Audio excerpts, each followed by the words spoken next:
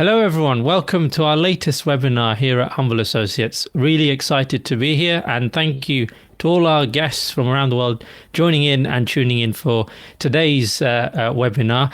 I'm also excited because this is our first proper panel discussion. We've got two amazing guests joining us today. I'll introduce them in a moment. But our topic today, from fear to action, empowering leaders in DEI, really I hope insightful conversation we're going to have, sharing some really, I think, crucial learnings that we can all take on board. So welcome to all of you. TK. Lovely seeing you all. Thank you for connecting. Let us know where you're coming from and where you're connecting from. And hopefully we'll have a great time together.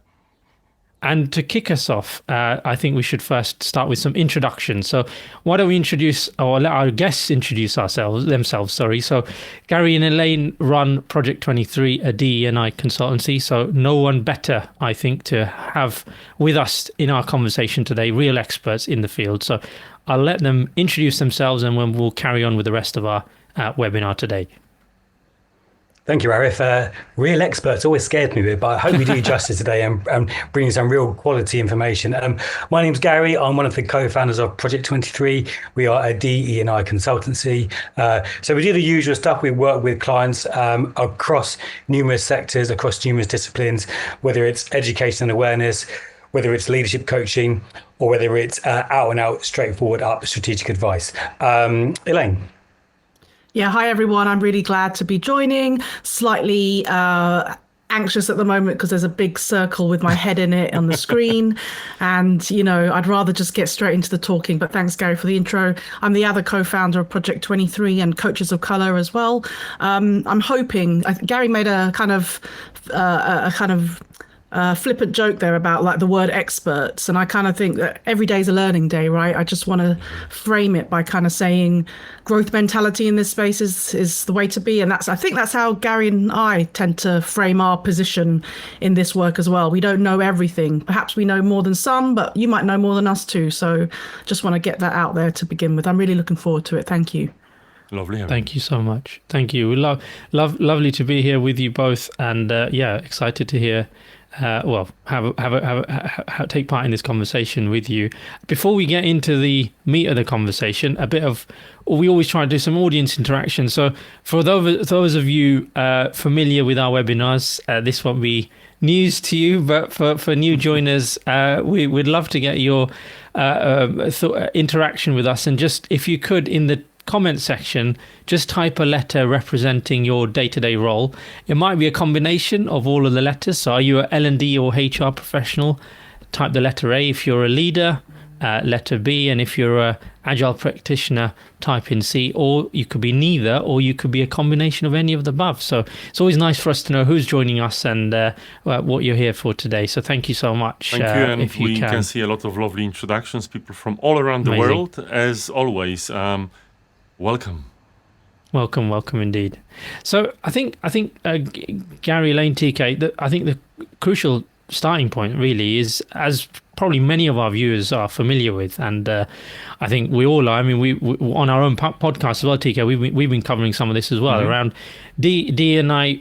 Is really under the microscope for a bunch of reasons. We can look at it from a governmental point of view in terms of politics. We can look at day-to-day life as well. But there are lots of reasons why DEI is under the microscope. So I think it'll be useful to set that context, set that scene, and understand where that's coming from. What are the drivers? What are the pushes for that? And I suppose the impact that's having on organisations who are trying to develop this kind of agenda within how they set up their businesses. I don't know, anyone want to pick that one up, and let's start there and share some thoughts about why we believe that there is a current challenge in the DEI space.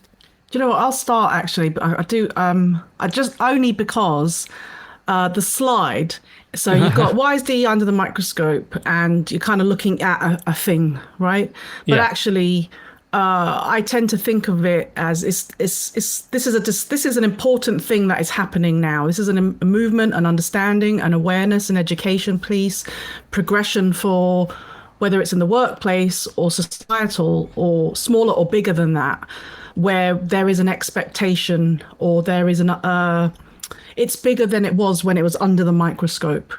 So I think I know it's just an image, but I'm just sharing that because it's rather than looking in and down at a thing, a singular thing, I think this is everywhere and all around us in a really positive, good way. So I kind of just wanted to, it's expected and it is. I think there's a bit in there about what the definition of this is here. And I like to think of it as a bit of a verb. It's a doing thing to change and improve things. And that is all around us right now. Nice. Okay. Good. That's it. Go on, Gary. Yeah. Yeah, to build on, I do think we could spend the whole day talking just about this one particular subject, about why it's under the microscope. There are numerous reasons why it's under the microscope. Some things we got wrong early on, which was around the measurement, the practicality, the application of DEI work. And sometimes there was a case of when we really put a firm, hard pound, dollar, whatever symbol against this work, and it doesn't prove to be that at the end of it, there's pushback because that, like any work. So there always has to be, yes, the business case, but also the right moral and social case to it as well. So that's one reason there's pushback. The reason I believe, and this is just my personal opinion, that there is a particular pushback at the moment, as with any power system, power systems go through a period of reshaping and reassessing. And finally, that power system will reassess and push away that challenge. DEI work has challenged power systems. Over the past 5 years especially, DEI work has challenged power systems. Power systems are reevaluating. They accept it first, they try and work with it, they work it out as a threat, and then they push it away. And that's what we're seeing at the moment. So all that's happening, the pushback is coming from those who never really believed it in the first place. The companies that were performative, the companies that were performing tokenistic actions, those who post a black square in their support of BLM, that's the type of company which are now pushing it away. Those that really believe it, those that really want to make proper, substantial, sustainable change, they're still doing amazing work. Point. Yeah, I've seen that quite a bit. Go on. Yeah. I think there's a piece in there as well about, you're looking at these headlines here and that explicit overt pushback, even if it's coded. Real good DEI work can sometimes be slow in its progression, or there are certain benchmarks of good and progression which aren't traditional KPIs. Like to Gary's point about, we do this, that will be the silver bullet, suddenly retention will be great and we'll have the diversity at leadership level that we all want, that people are complaining we don't have. So, but because that is unrealistic, because they are unrealistic measures to do a workshop and then suddenly everyone, we've reduced our biases, these are unrealistic. And so it makes, because we're measuring incorrectly, it makes DEI work, good DEI work, easy pickings. So against the backdrop of a pushback from those people who are threatened by that challenge or want to hold on to the current power systems as they are, it's very easy to say, well, that stuff's not working, or that didn't work, or there's money, or we still talk, we're still talking about this stuff. We're still talking about feminism. And it's kind of like, well, we're still talking about it because nothing's really changed. So I think, this is why it's kind of easy pickings, because the metrics are wrong for us to understand that change is actually happening. And so people it's easier for organizations or a narrative to pull at it. I think something I was thinking about coming to this conversation to build on that is, there's, as you said, there's the tokenistic aspect. There are those who are, we've heard the term greenwashing. There's probably an equivalent in terms of DEI washing, right? So there are those obviously businesses, organizations out there who are doing the performative action as opposed to the substantial, as Gary, you talked about, the substantial change, which is really up against the power system. So, I mean, how, from your perspective in the work you're doing, how do you see that dynamic, and what are the biggest I suppose challenges to that, or how are you maybe trying to overcome it in the work you're doing? I think it'd be interesting for our audience as well to hear some of that maybe. Something that you just mentioned there made me remember. So DEI washing, wanting to be more inclusive, trying to set the scene from an organizational perspective that this is who we are and this is what matters to us. a lot of organizations fall into that trap, and they don't want to be performative. And unfortunately, what that means at organizational or individual level is that there's a hesitation to do anything at all, because we're damned if we do and we're damned if we don't, because I don't want to get it wrong. I think because that is a thing, no one wants to be washing anything. Organizations and leaders in this space really need to, I talked about growth mindset at the beginning. We really need to understand that no one's expecting you to do everything perfectly already and get everything correct. But it is about stepping into the circle, trying to drive change, you've got to be knowledgeable enough. You've got to be seeking out information. You can't just, hit and hope, but you've got to take an idea, an initiative, action, do something, review what's working, what doesn't work, what are people pushing back on, why, and then go again. And I think there is a position that organizations need to take, that you might get called out for kind of DEI washing, like you might get called out for greenwashing, but that is not a good enough reason to not do anything at all. Yeah. It's that fear bit, as we've got in this talk, isn't it? Is getting out of that fear and that inaction. So with that in mind, let's move the conversation on with the time we've got. As you said, we can spend hours, Gary, talking about this. And let's look at, some of the real core benefits that we should know and maybe, reacquaint ourselves with, so that we can get out of that fear state and into that action state. And I think one of the first things maybe to look at is biggest why, talent attraction. And in this day and age where there is a talent war, where organizations are constantly looking out for who the best talent is, trying to get the right people into roles. You want to be in a position, any business would, any organization would want to be in a position where they're able to attract the best at any point in time, right? So it is kind of an obvious benefit that if you can demonstrate non-performative behavior in this space, then you might be in a place to attract that talent. I don't know if anyone wants to jump in on that point. What do we think about that? Arif, I think you're absolutely right. And actually, even before we kind of talk specifically about talent, you could almost have this whole conversation and remove DEI and just talk about great leadership. Because inclusive leadership that's focused on DEI is just great leadership.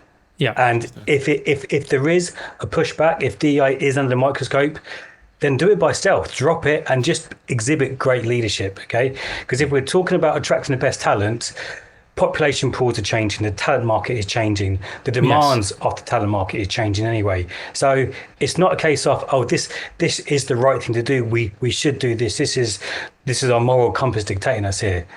No, this is an absolute business prerequisite and must have. If you want to have a business in the future, you're going to need talent in the future. That talent will be more diverse across so many different identity markers. If you want to be able to attract them, retain them, develop them, you've got to be good at this stuff. You've got to be able to have the conversation. You've got to create inclusive workplaces. So this different talent that you're trying to attract in, which is going to push innovation, going to push creativity, going to bring new ideas to the business, you've got to find a place where they're going to be happy.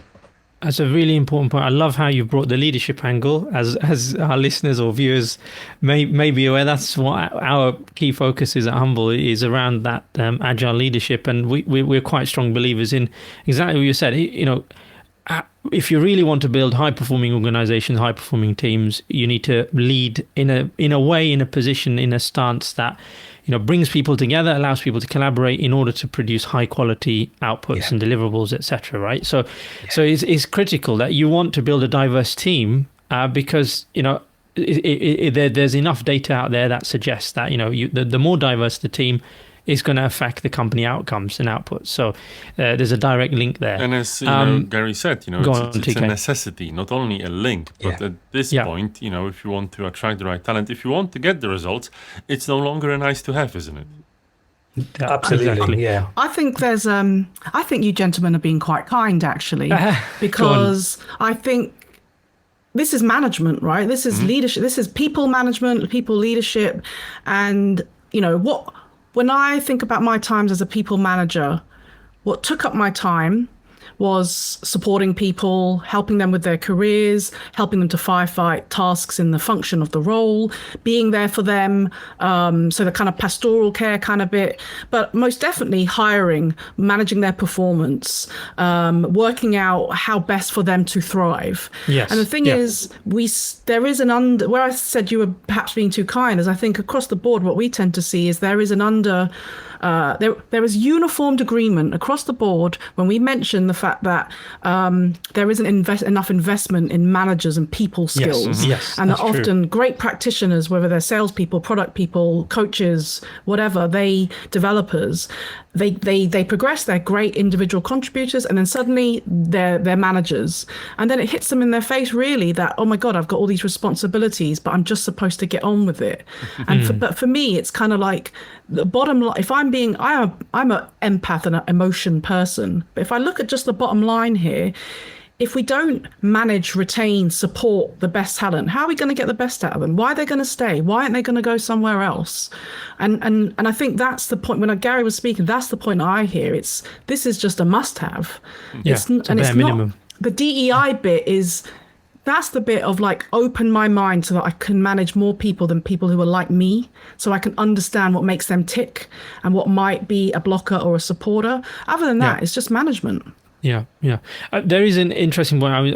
I've been to a couple of conferences lately, and in the HR community, that's a constant talking point that comes up around exactly what you're saying, around people getting promoted into management positions, or where they are now responsible with line reports.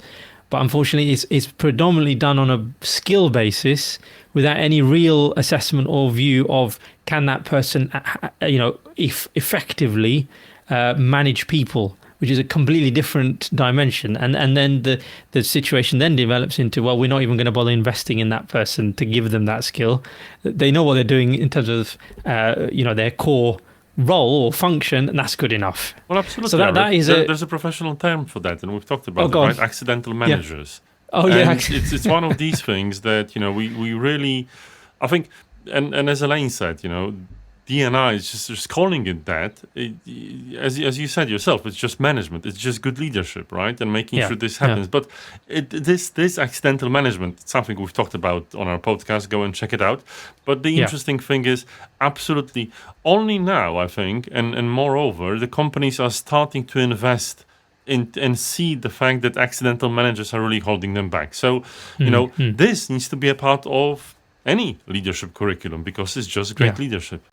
Yeah. Yes. Yeah. And also just to build on that, I was speaking to a group of leaders just the other week, and there was a whole conversation about fairness in leadership. We want to be fair and honest as leaders, a big value. And there's something about, if I am a manager, me personally, if I'm managing a team of people, some of which are mid-40s, first generation, South Indian, live just outside London, like a bit of football, have a couple of kids, okay? And then there's other people who are very, very different to that. Who am I able to connect better with? Who am I able to motivate better? Whose situations can I understand? Those who are just like me, or those who are very different to me, okay? The honest answer is, I'm going to naturally connect better to those who are like me, okay? Yeah, so that's I've got to have extra effort and extra resources to understand others who are not like me, just to be a fair manager and a fair leader. That's a brilliant point. Just before we move on, I'm conscious of the time, but we have got comments coming in, and please, to our viewers, keep them coming in. I am trying my best to look at them. There are a couple of really good, juicy questions in there. I will try and get them in to the conversation, either at the end or seeing how we get on with time. So, but I am looking at them. So thank you to all of you for sharing your thoughts and opinions. We do appreciate it. In terms of other benefits and why this is a real key focus, or should be, or continues to be a focus for organizations, we've talked about talent attraction.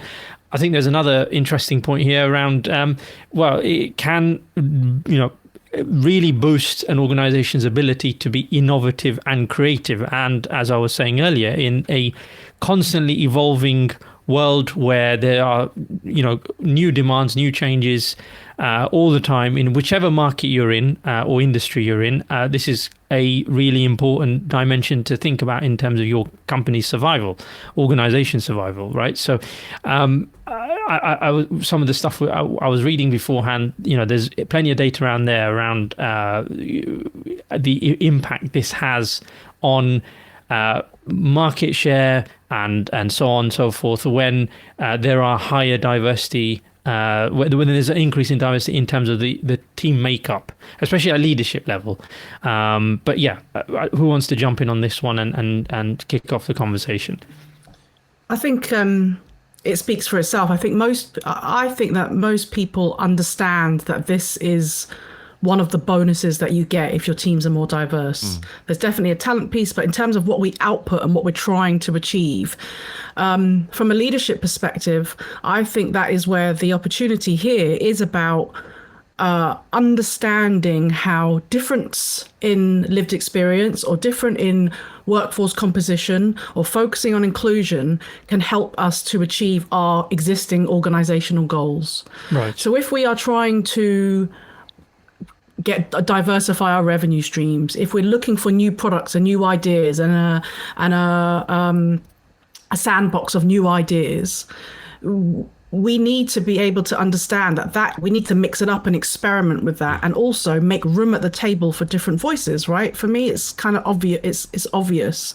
From a leadership perspective, though, I think here is the kind of the title of this half hour, right, is called Empowering Leadership. And I like to center sometimes in the kind of what's in it for me piece. Yeah. Because maybe people might think I'm someone that might benefit. I'm British born Filipino. I'm a woman. I'm someone in the minority in a lot of spaces. Yeah. But I think it's important to understand and empathize with those in the majority. And for me, as a leader, your job is to help nurture innovation and creativity and create a space where people perhaps are safe enough to say, any idea is a good idea, because that leads to great ideas, even if they're bad to start with, or to challenge ideas because that's not going to work with that audience. I'm that audience. You don't want to do that, etc. So I think here I want to kind of invite individual leaders to think about how they can support and nurture those around them to be innovative. That's a good point. Just on that, just a quick data point or insight point. Leaders who give diverse voices equal airtime are nearly twice as likely as others to unleash value-driving insights. Nice, and employees in a speak-up culture are 3.5 times as likely to contribute their full innovative potential. So that's pretty significant stuff there. Absolutely. In terms of, as to your point, Elaine, what leaders can proactively do to encourage the diversity of voice when it comes to maybe decision making or hearing opinions and in a team setting, etc. Yeah. We've all been there, right? We've been there because I think it's important to there's a stat and an understanding and research and knowledge. And then it's kind of like, okay, what does that look like in real life? And I think we've all been there when we've been around a table and it's meeting. And I've been one of these, the bigger voices in the room, in a room full of 8 people. And it's like me, Gary, and someone else holding the space, holding the room. We've invited all these people to the meeting, but they don't get a look in. They don't get to say anything because I'm taking up the space. So DEI doesn't have to be labeled as such. It just has to be, okay, how can I ensure, as the leader in the room, I'm hearing from everyone else? Oh, Arif, would you like to add something? Yeah. That's DEI, folks. I frequently say this to leaders as well, speak last in the room.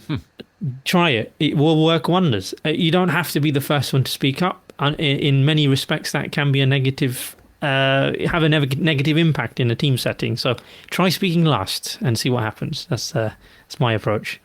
But let's just slightly diverting, but this is the comment I wanted to bring in. This is around DEI more generally, but let's just bring this one in because Lorraine posted this question up. World Economic Forum data has been showing around a significant drop in women being hired into leadership positions, and there's some correlation between DEI functions being dissolved globally as part of mass redundancy. So do you both have any comments or opinions on that interesting data point or phenomena? I don't know if you want to share a thought on that. You know what? I think it's interesting to see that the data coming from this pushback is already there. So if I haven't seen that report, but if that's right, and actually, you know, there's a reduction of women being put into leadership positions, and that correlates with DEI pushback. In the industry that we previously worked in, which is media and advertising, there's been a slowdown in people of color in more senior positions. So it appears, you know, one step forward or two steps back at the moment. So the correlation is there. It almost feels like we need just another wake-up call, something to really, you know, shift things back into gear, because at the moment that pushback is real and it's damaging. My fear is not to get too macro with it. We're at a position where there's a bit of a populist movement to the right, and that isn't helping the cause. No. So, you know, things work in cycles. I do believe it will come back, but it's challenging at the moment. I think we need to be a bit more strategic in terms of how we go about this. And actually, Arif, the topic that you're about to move on to might actually be the way forward. That's what I was going to do. I was going to bring it back to that, because I thought it might be an interesting. So let's move on to our last point around, as you said, how do we avoid some of these pitfalls, reduce this kind of blame and that kind of stuff, and make it less toxic, right? This conversation, let's start there, and maybe that's a bit more of a hopeful perspective to kind of close our session on today, Gary. Yeah, thank you. It's actually one of those maybe under talked about areas of DEI work, where we tend to talk about the good stuff, the positivity, the innovation and the creativity that it breeds, the talent.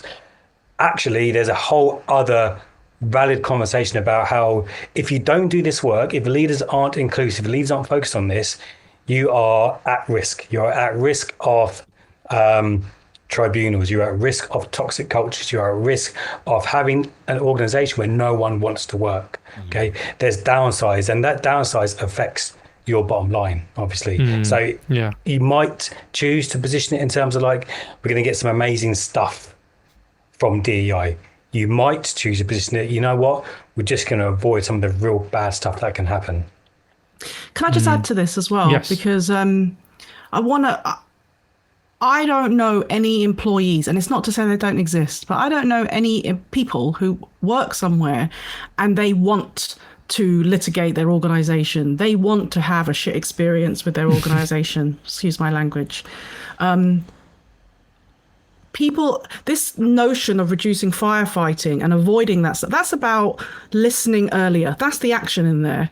If we listen to what people want and need earlier, then when it gets to HR getting involved or escalation, or dare I say it, some kind of tribunal, we've dealt with it too late. Most people, the reason why this is more of an issue is because people aren't having it anymore. People understand the value of culture and this is about the growth and understanding of well-being for ourselves as individuals too. So I want to say, this is what I'm not happy with, this is what I need. And if we listen to that, that's what will help mitigate some of the problems. To begin with, they're not problems, they're just people wanting to share how I'm going to thrive here. And organizations need to be able to listen to that.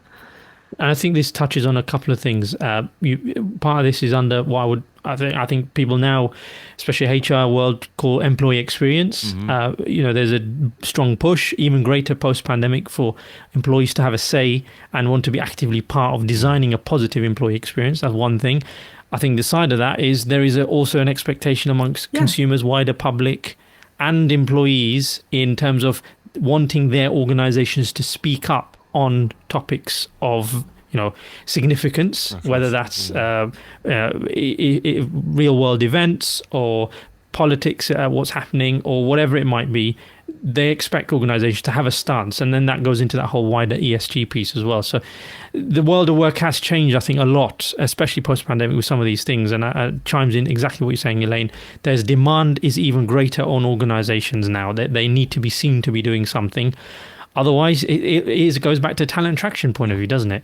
Yeah, and we're all for that. People, that is the opportunity. Organizations should be all for that, because that's how you get the best ones. Amazing. Right, we're on time. I'm sorry to cut the conversation. A brilliant conversation, as always. Thank you. A big, huge thank you to Elaine and Gary for joining us. It's been a pleasure. Thank you. If you want to hear more about this summer stuff, please approach them. Go and speak to them. Alternatively, we also have our own podcast, and we've covered some of these topics on there. Leading with Agility on your favorite podcast platforms. Do check it out and download the latest episode. Otherwise, we will leave it there. And a big thank you to all of you for tuning in, for taking part in the conversation. We hope you had fun.